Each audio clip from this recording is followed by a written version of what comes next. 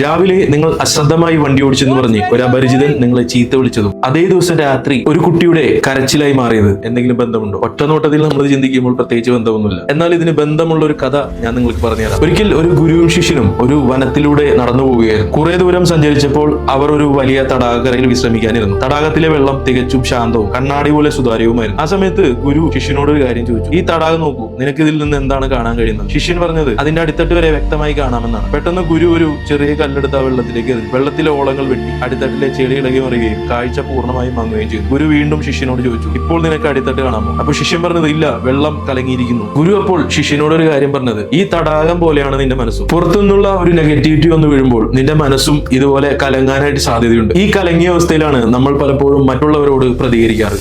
രാവിലെ ആ അപരിചിതൻ നിങ്ങളെ ചീത്ത വിളിച്ചപ്പോൾ നിങ്ങൾക്ക് ദേഷ്യം വന്നില്ലേ? ആ കലങ്ങിയ മനസ്സുമായിട്ടാണ് നിങ്ങൾ ഓഫീസിലേക്ക് ചെല്ലുന്നത്. ഓഫീസിൽ നിങ്ങളൊരു സ്റ്റാഫിനോട് വഴക്ക് പറഞ്ഞു. സ്റ്റാഫ് വൈകുന്നേരം തിരിച്ചു പോയിട്ട് വിദ്വേഷം നേരെ പങ്കാളിയോട് തീർത്തു. പങ്കാളി ആ വിദ്വേഷം നേരെ കുട്ടിയോട് തീർത്തു. കുട്ടി വളരെ വിഷമിച്ച് കരയുകയും ചെയ്തു. ഇവിടെ നിങ്ങൾ നോക്കൂ, രാവിലെ ഏതോ ഒരു അപരിചിതൻ എറിഞ്ഞ ഒരു നെഗറ്റീവ് കല്ലാണ് മണിക്കൂറുകൾക്ക് ശേഷം ഒരു കുട്ടിയുടെ കണ്ണീരായി മാറിയത്. ആ കലങ്ങിയ മനസ്സ് ശാന്തമാക്കാൻ നിങ്ങൾ നിന്നില്ല. ആ നെഗറ്റിവിറ്റി നിങ്ങൾ കൈമാറിക്കൊണ്ടേയിരുന്നു. ഇത് തടയാൻ നമുക്ക് പുറത്തു നിന്നുള്ള ഒരാളുടെ സഹായം ആവശ്യമില്ല. പുറത്തു നിന്ന് ഒരാൾ നെഗറ്റീവ് കല്ലെടുത്ത് നമ്മുടെ മനസ്സിലേക്ക് എറിഞ്ഞാൽ കലങ്ങിയ വെള്ളം സ്വയം ശാന്തമാക്കാൻ കുറച്ചു സമയം കൊടുക്കുക. അതിനെ അവിടെ വെച്ച് തന്നെ മുറിച്ചു മാറ്റുക. അത് മറ്റൊരാളിലേക്ക് കൈമാറാതിരിക്കുക. നമ്മളെപ്പോഴും സമാധാനത്തിനായി പുറത്തുള്ള ലോകത്തേക്ക് നോക്കുന്നു. മറ്റാരൊക്കെയോ നമ്മുടെ പ്രശ്നങ്ങൾ മാറ്റുമെന്ന് നമ്മൾ പ്രതീക്ഷിക്കുന്നു. എന്നാൽ പുറത്തു നിന്നുള്ള നെഗറ്റിവിറ്റിയെ ഉള്ളിലേക്ക് എടുക്കാതിരിക്കാനും കലങ്ങിയ മനസ്സിനെ ശാന്തമാക്കാനും നിങ്ങൾക്ക് മാത്രമേ കഴിയൂ. ആ വിവേകമാണ് നിങ്ങളുടെ കൂടെ ഉണ്ടാവേണ്ടത്. നിങ്ങളെ നയിക്കേണ്ട ആ യഥാർത്ഥ ഗുരു പുറത്തുള്ള ആരുമല്ല, അത് നിങ്ങൾ തന്നെയാണ്.